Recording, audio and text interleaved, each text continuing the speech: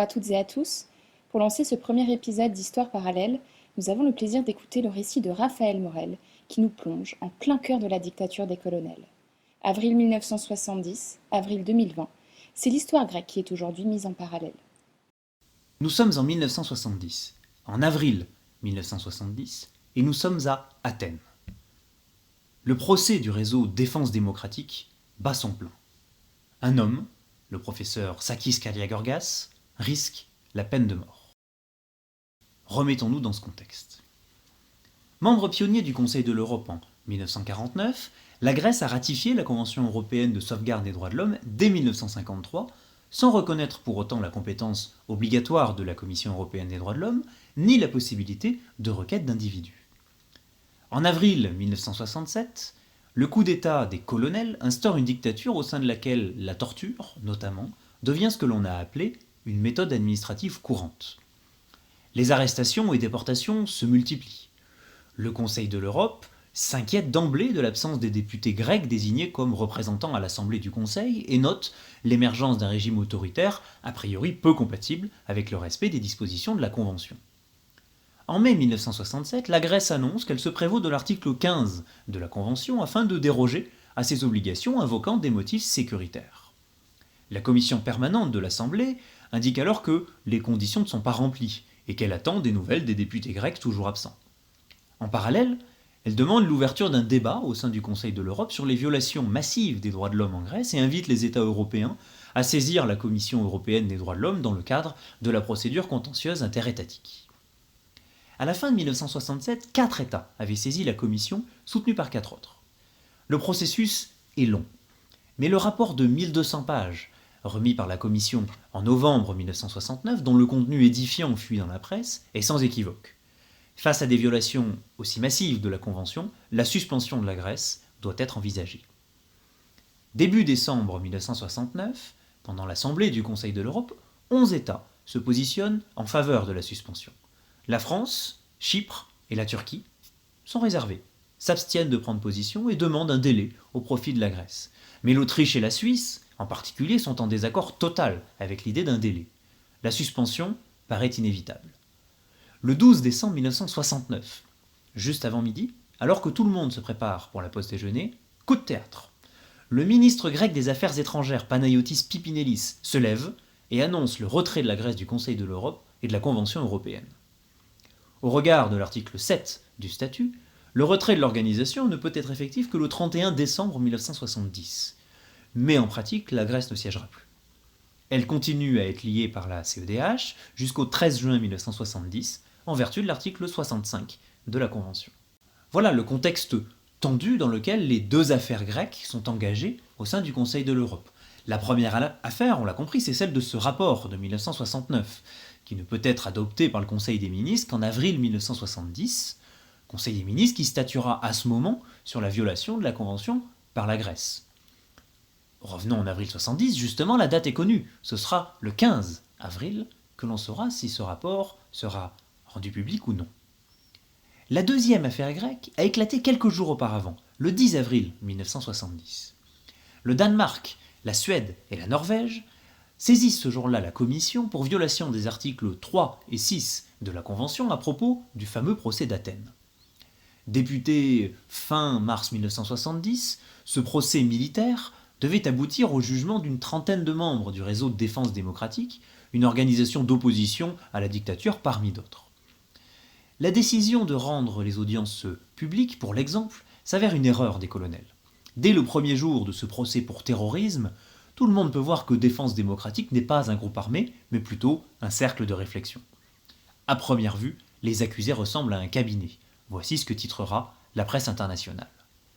Des observateurs internationaux sont en effet présents et relèvent le ridicule des accusations et de la situation. Chacun sait que les aveux, parfois abracadabrantesques, ont été extorqués sous la torture.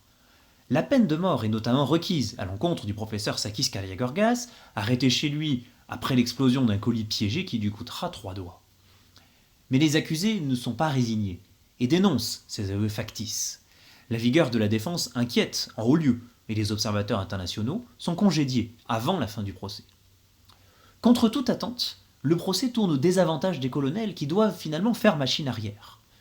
Et ce sont moins les arguments de la défense que les pressions internationales, en particulier du Conseil de l'Europe et des 3 États scandinaves, qui saisissent la Commission quelques jours avant le verdict, qui renversent la donne. Les pressions européennes contre la peine de mort font que seul le leader supposé du mouvement, Karagiorgas, est finalement condamné non pas à la mort mais à la perpétuité le 13 avril, contrairement aux réquisitions du procureur officiellement soutenues par le gouvernement. Placé sous les projecteurs, le régime militaire grec se résout à annoncer en même temps lâcher du lest et libérer 350 opposants politiques. 2 jours après le verdict, le 15 avril, le comité des ministres du Conseil de l'Europe constate à l'unanimité moins une abstention, Chypre, la violation d'une dizaine d'articles de la Convention. Il adopte le rapport accablant de la Commission européenne des droits de l'homme et décide de le rendre public. Les colonels protestent, considèrent que le contenu de ce rapport est totalement falsifié. 24 heures plus tard, la Commission des communautés européennes annonce son intention de reconsidérer l'accord d'association entre la Grèce et la CEE, du fait des révélations de Strasbourg et malgré les protestations grecques. La place de la Grèce à l'OTAN est même menacée. C'est un camouflet pour le régime grec, qui résistera cependant pendant encore 4 ans. Alors que nous enseigne cet événement 50 ans après ? Eh bien que, même sans processus juridictionnel abouti, le système européen de protection des droits de l'homme, lorsqu'il est porté politiquement et diplomatiquement par des États, est efficace.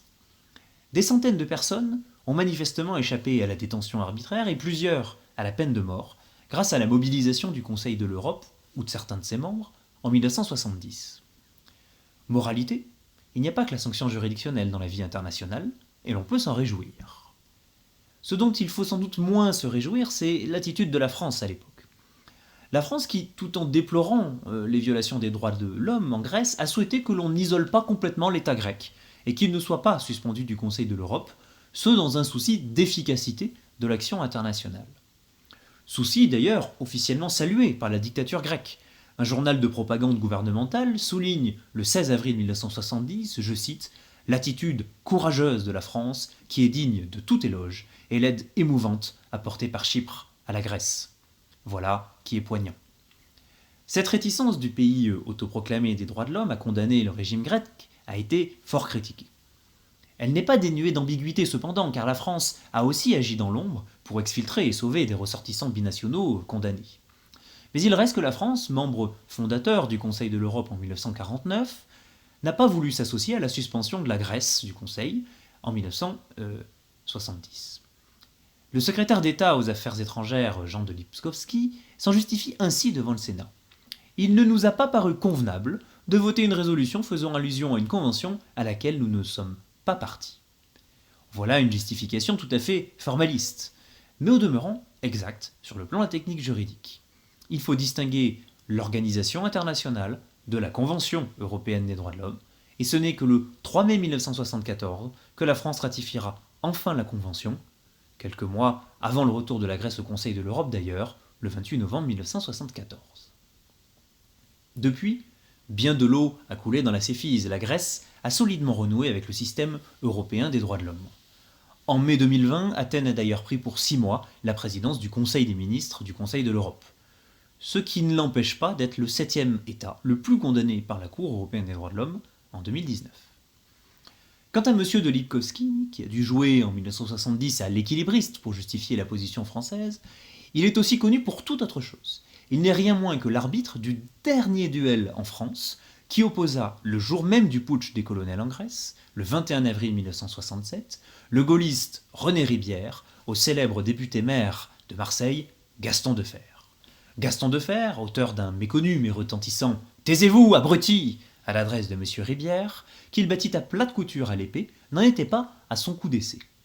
En 1947, il s'était déjà battu en duel au pistolet avec un célèbre nom du droit français, le professeur Paul Bastide, qui par ailleurs était un fervent défenseur de la création du Conseil de l'Europe et de la CEDH. 2 balles dans le vide, mais c'est une autre histoire.